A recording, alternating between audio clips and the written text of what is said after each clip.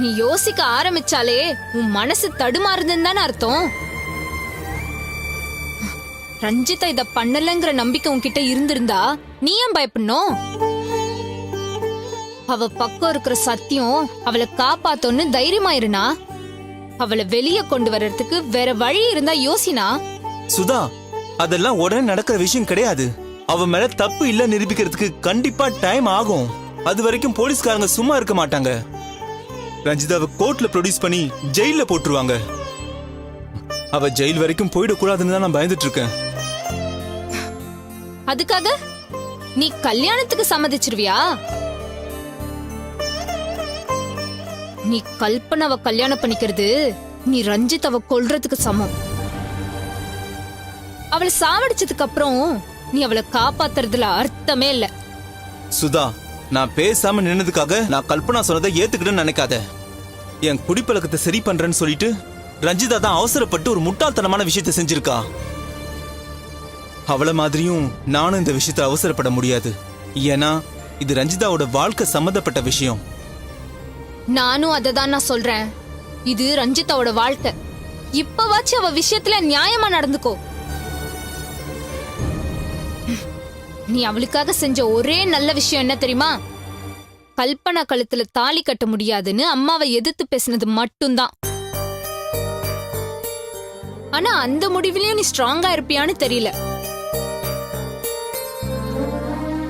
ஏன்னா உனக்கும் ரஞ்சிதாக்கும் சம்பந்தம் இல்லைன்னு இப்ப நீயும் சொல்ல ஆரம்பிச்சிட்ட. அவளை இந்த ஊரை விட்டு போன்னு விரட்டுற. எதை மனசுல வச்சுட்டு நீ இப்படியெல்லாம் பண்ணிட்டு இருக்க? இங்க பாரு சுதா, நானும் அவளை சேர்றது நடக்கவே நடக்காதுன்னு எனக்கு தெரிஞ்சு போச்சு. என்ன எதிர்பார்த்து அவ வாழ்க்கைய அவ அழிச்சிக்க வேண்டான்னு தான் நான் அந்த மாதிரி எல்லாம் பேசினேன். ஆனா எனக்கு அப்படி தோணலனா. ரஞ்சிதா முன்னாடி கல்யாணம் பண்ணிக்கிறது உனக்கு உறுத்தலா இருக்கு. அவ இல்லனா எந்த கில்ட்டும் இல்லாம கல்பனாவை கட்டிக்கலான்னு நீ பிளான் பண்ற. அதுக்கு ஏத்த மாதிரி இந்த நெருக்கடியெல்லாம் வந்து உனக்கு ரொம்ப வசதியா போயிடுச்சுல. ரஞ்சிதாவுக்காக இந்த டீல ஏத்துக்கிற மாதிரி காட்டிக்கிட்டா அவளும் ஃபீல் ஆகி இந்த ஊரை விட்டு கிளம்பிடுவாள். அவ தொல்லை இல்லாம நம்மளும் நிம்மதியா இருக்கலாம்னு நீயும் முடிவு பண்ணிட்ட. ஏய், போதும் நிறுத்து சுதா. நீ நினைக்கிற மாதிரி எல்லாம் என் மனசுல எதுவும் கிடையாது. உன் இஷ்டத்துக்கு சும்மா ஏதாவது ஒண்ணு கற்பனை பண்ணிக்காத. இப்ப நான் பெரிய குழப்பத்துல இருக்கேன். நிதானமா யோசிச்சாதான் எனக்கு ஒரு தெளிவு கிடைக்கும்.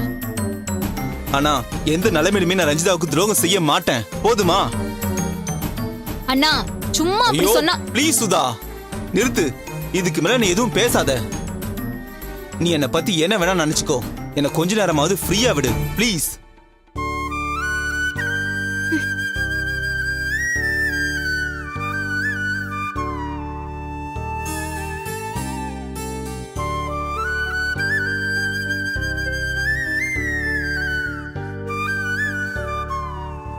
அருணை நினைச்சா பாவமா இருக்குங்க.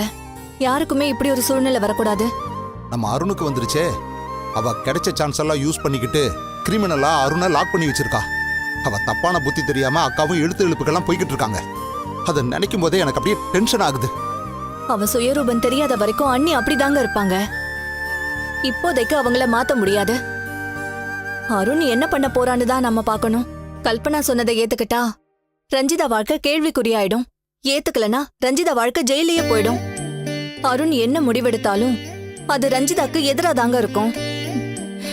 இப்படி ஒரு நெருக்கடியில அருண் என்ன தாங்க பண்ணுவான்? அருணை நினைச்சு வருத்தப்படுறத தவிர எனக்கு வேற ஒன்னும் தோணல. நாம வேணா அவன்கிட்ட பேசி பார்க்கலாமா? பேசி அவனுக்கு இப்போ ஆறுதல் தேவையில்லை. அவன் முடிவெடுக்க முடியாம அவஸ்தைப்பட்டுக்கிட்டு இருக்கான். இந்த சமயத்துல அவன் குழப்பத்தை தெளிய வைக்கத்தான் நம்ம யோசனை கொடுக்கணும். அப்படி இல்லைன்னா அவனை நல்லபடியா யோசிக்க விடணும். அதை விட்டுட்டு அவன் முன்னாடி போய் நின்னு என்ன பண்ண போற ஏது பண்ண போறேன்னு கேட்டு எந்த பிரயோஜனமும் இல்ல. அப்படின்னா அவன் கஷ்டப்படுறதை இப்படி வேடிக்கை பார்த்துட்டு இருக்க சொல்றீங்களா? இல்ல சிம்ரன், அவன் யோசிக்கட்டும், நம்மளும் யோசிப்போம். இந்த பிரச்சனையில இருந்து அவன் வெளியே வர்றதுக்கு ஏதாவது ஐடியா கிடைச்சதுக்கு அப்புறம் நாம அவங்ககிட்ட போய் பேசுவோம்.